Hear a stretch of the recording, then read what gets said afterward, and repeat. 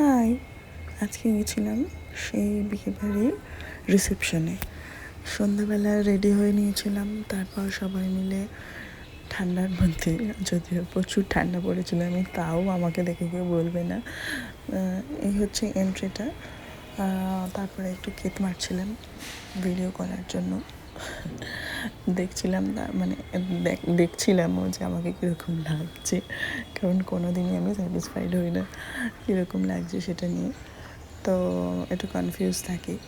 তো এই ভিডিও করছিলাম, তারপর স্টার্টার খেলাম। স্টার্টারে নিয়েছিলাম ফিশ বল, চিকেন মোমো, দেন মেন কোর্সে ছিল চিকেন কাবাব, তারপর হচ্ছে রুমালি রুটি, ডাল মাখানি, অনেক কিছু ছিল, ভেটকি পাতুরি, ফ্রায়েড রাইস, মাটন, চাটনি, পাঁপড়, মিষ্টি।